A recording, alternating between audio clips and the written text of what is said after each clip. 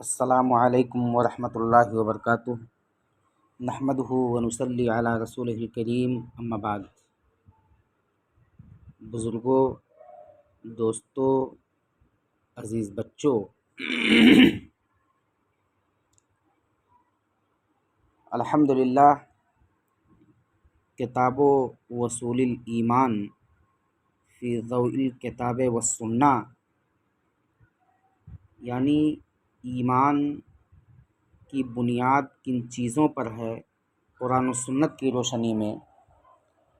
میں نے اس اہم کتاب سے بعض دروس آپ کے سامنے پیش کیا۔ آج کے اس درس میں بھی اسی اہم کتاب کے تعلق سے کچھ باتیں مزید پیش کرنے کی کوشش کروں گا۔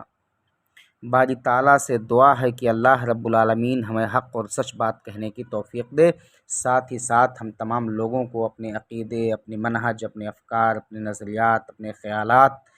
کو صحیح کرنے کی توفیق دے، آمین۔ گزشتہ دروس کے اندر توحید الوہیت کے تعلق سے بات ہوئی اور یہ بات واضح طور پر آپ کے سامنے آئی کہ توحید الوہیت توحید کی کافی اہمیت ہے، یعنی توحید الوہیت کی کافی اہمیت ہے، اور توحید الوہیت کا مطلب یہ ہے کہ اللہ رب العالمین کو ایک بندہ عبادت کے لیے مختص کر لے، اسی سے بھرپور امید بھی رکھے، اسی سے اپنے جائز مسائل کو طلب بھی کرے، جائز ضروریات کو طلب بھی کرے، اسی سے لو لگائے، اسی سے مانگے اور اسی سے بھرپور محبت کرے اور اسی کو ہی اپنا معبود سمجھے، اس کے علاوہ کسی کو اپنا معبود نہ سمجھے۔ اور ایسے ہی یہ بات آئی کہ عبادت اللہ رب العالمین کی یہ بندے پر واجب ہے، اور عبادت کے کل 3 ارکان ہیں: کمال الحب للمعبود، کمال الرجائی، کمال الخوف، کہ ایک بندہ اللہ رب العالمین سے ٹوٹ کر کے محبت کرے، اللہ رب العالمین سے امید کرے، اس کی رحمت طلب کرے، اور ایسے ہی اللہ رب العالمین سے خوف کھائے۔ پھر اس کے بعد ایک اور مسئلہ آیا کہ کوئی بھی عبادت اس وقت تک قابل قبول نہیں ہوگی جب تک ایک بندہ اپنی اس عبادت میں مخلص نہ ہو اپنے معبود کے لیے، اور ایسے ہی وہ جو بھی عبادت کرے وہ نبی پاک صلی اللہ علیہ وسلم کے بتلائے ہوئے اصول اور ضوابط کے تحت کرے۔ یہ نہیں کہ نماز 4 رکعت فرض ہے، 4 رکعت نماز آپ کو پڑھنی ہے تو آپ سجدہ پہلے کر لیں، رکوع بعد میں کریں، قیام بعد میں کریں، قعود قیام پہلے کر لیں،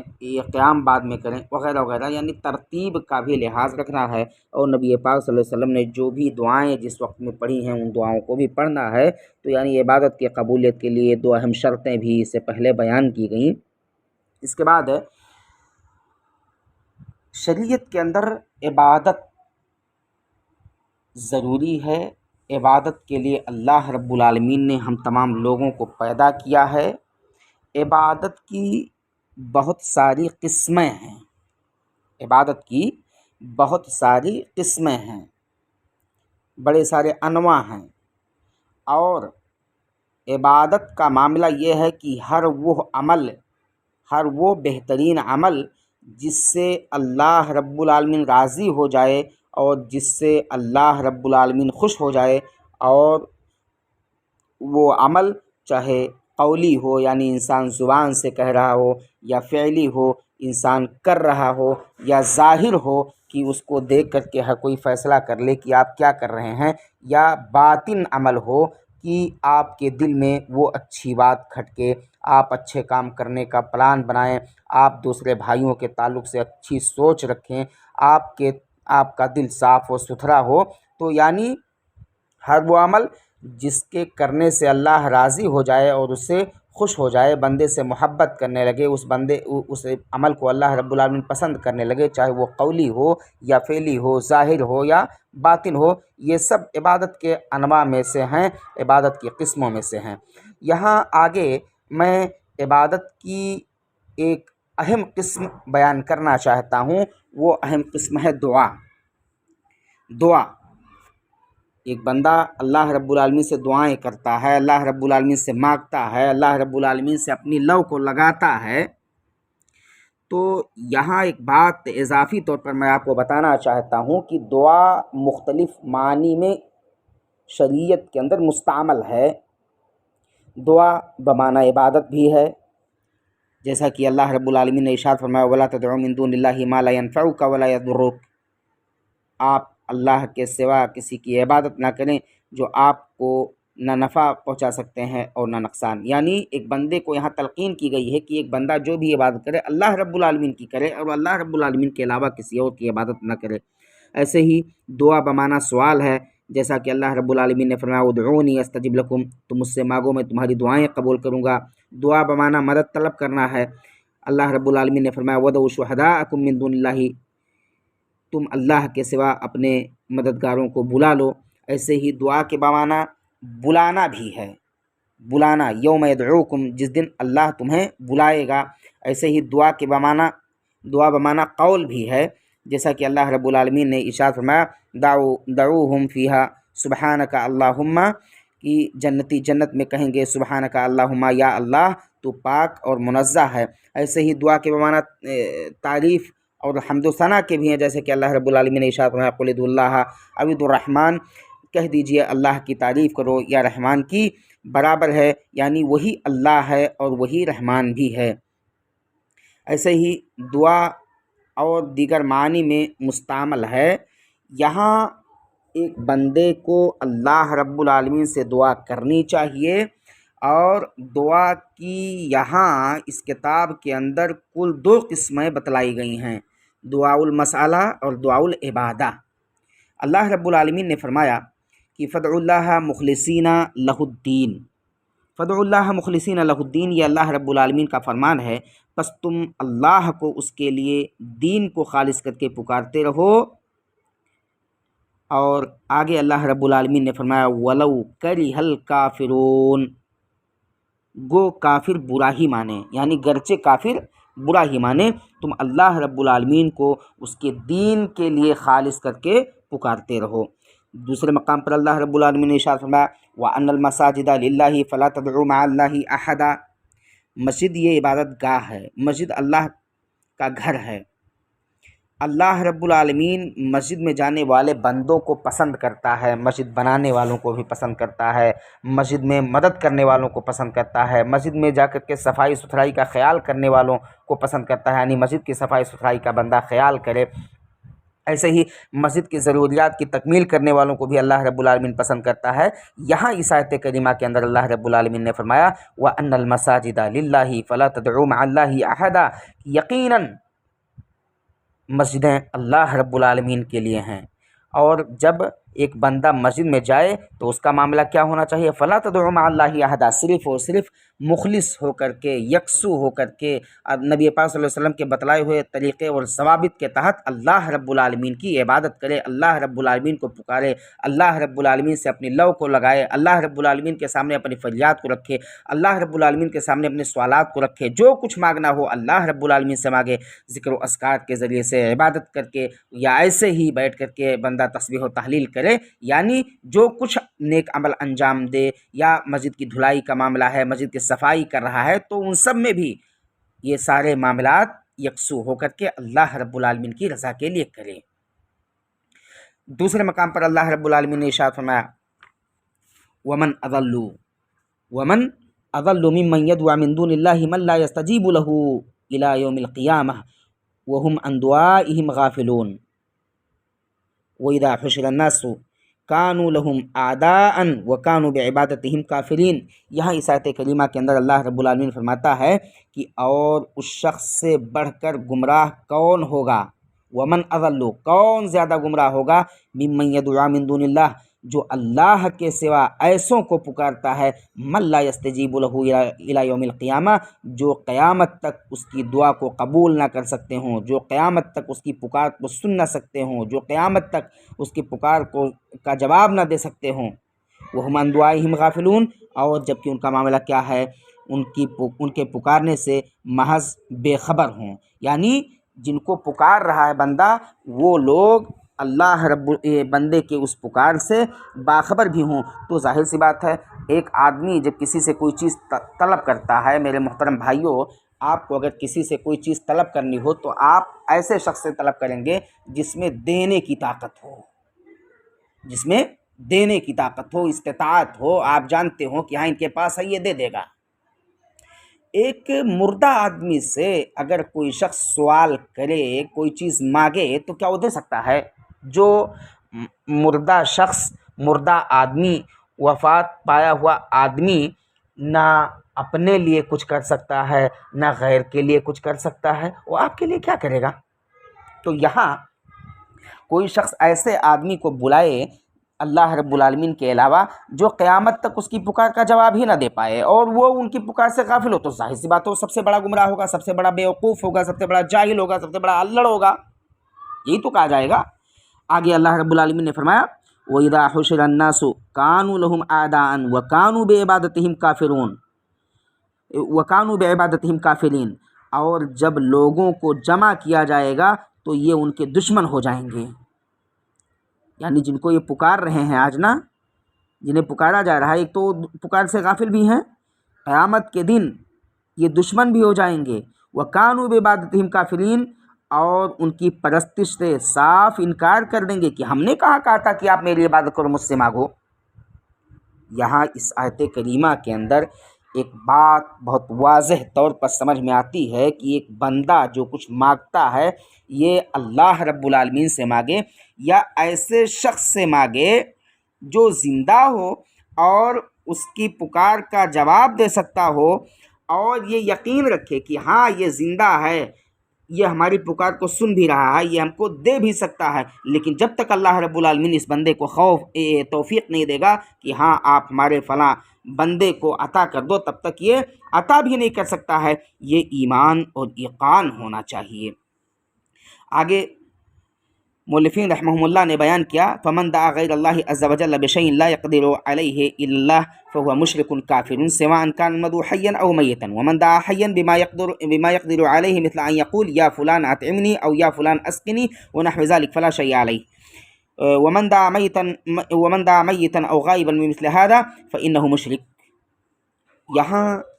توضیح کرتے ہوئے مؤلفین رحمہم اللہ نے بیان کیا کہ جو شخص اللہ رب العالمین کے علاوہ کسی کو بلاتا ہے، کسی کو پکارتا ہے، ایسی چیزیں کسی سے مانگتا ہے جو چیزیں دینے پر وہ شخص قدرت نہ رکھتا ہو،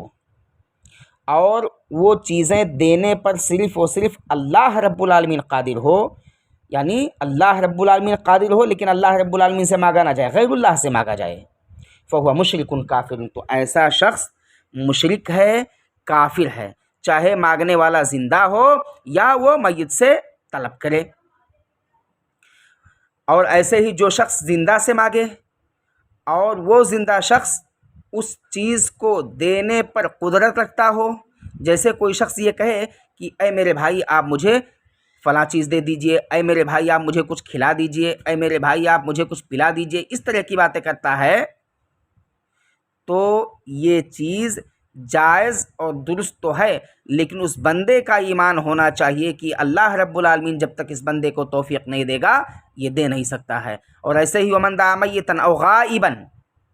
جو شخص کسی میت کو پکارے، کسی میت سے کوئی چیز مانگے یا کسی ایسے غائب شخص سے مانگے جو آدمی اوجھل ہو، جانتا ہی نہ، کسی کو معلوم ہی نہ ہو کہ جس کو میں بلا رہا ہوں وہ کیسا ہے، کہاں ہے،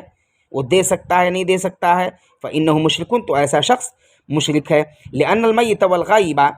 لا يمكن ان يقوم بمثل هذا، کیونکہ میت اور غائب شخص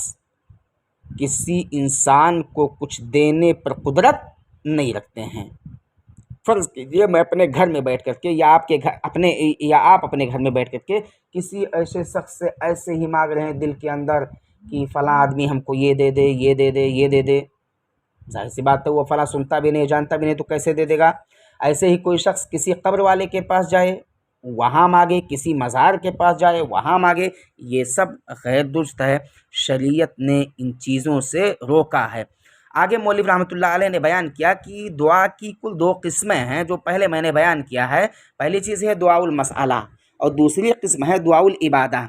دعاء المسألہ کا مطلب یہ ہے کہ ایک بندہ اللہ رب العالمین سے دنیا اور آخرت کی بھلائی کا سوال کرے، اور آپ دعا کرتے ہیں نا، ربنا آتنا فی الدنیا حسنہ وفی الآخرۃ حسنہ وقنا عذاب النار، یعنی اللہ رب العالمین سے بھلائی کا سوال کرتے ہیں۔ دوسری قسم ہے دعاء العبادہ۔ دعاء العبادہ کے اندر، دعاء العبادہ میں ہر وہ نیک عمل داخل ہوگا جس کو بندہ اللہ رب العالمین کا تقرب حاصل کرنے کے لیے کرے، چاہے وہ ظاہری ہوں یا باطنی ہوں، کیونکہ اللہ رب العالمین کی عبادت کرنے والا بندہ وہ اپنی زبان سے، اپنی حال سے، اپنی تمام چیزوں سے یہ اللہ رب العالمین سے طلب کرتا ہے، اللہ رب العالمین سے توفیق طلب کرتا ہے، اور جو کچھ وہ عبادت کرتا ہے چاہے زبان کے ذریعے سے کرے، چاہے اپنی باتوں مقال کے ذریعے سے کرے، یا ایسے ہی اپنے اعضاء و جوارح کے ذریعے سے کرے، ایک بندے کا مسئلہ یہ ہوتا ہے کہ وہ چاہتا ہے اس عبادت کو اللہ رب العالمین قبول کرے گا، اور اس عبادت پر اللہ رب العالمین ہمیں ثواب عطا کرے گا۔ تو دعائے مسئلہ اور دعائے عبادہ یہ دونوں چیزیں جائز اور درست ہیں۔ اور ایسے ہی ایک بات اور جاننا چاہیے کہ قرآن کریم میں جو حکم دیا گیا ہے دعا کے تعلق سے، اور ایسے ہی جن چیزوں کے تعلق سے روکا گیا ہے وہ کیا ہیں کہ دعاء غیر اللہ و ثناء علی الداعین یتناول دعاء المسألہ و دعاء العبادہ، کہ بندہ اللہ رب العالمین کی رضا کے لیے اچھے اعمال کرے، اور اللہ رب العالمین نے جن چیزوں سے روکا ہے، یعنی اللہ کے علاوہ کسی اور سے نہیں مانگنا ہے، تو ایک بندہ اس سے رک جائے۔ جب ایک بندہ اللہ رب العالمین کی اطاعت کرتے ہوئے، اللہ رب العالمین کی فرما برداری کرتے ہوئے، اللہ رب العالمین کے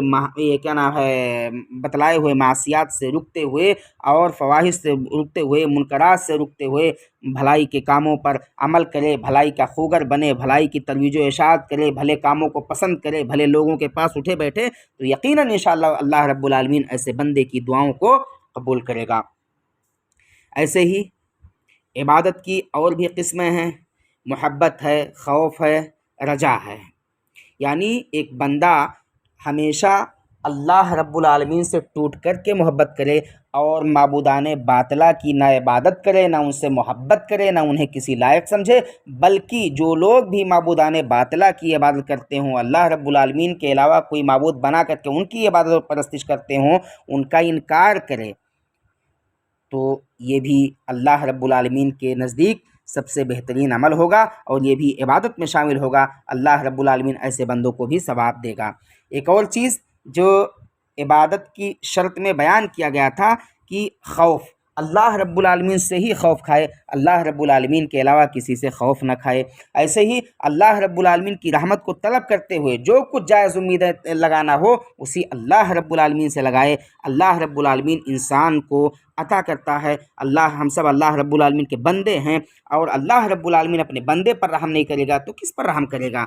یقیناً ہمیں اور آپ کو اللہ رب العالمین سے اپنی لو کو لگانا چاہیے، اس سے امیدیں رکھنی چاہیے، اور امیدیں رکھتے وقت جائز امیدیں رکھنی چاہیے۔ یہ نہیں کہ اللہ رب العالمین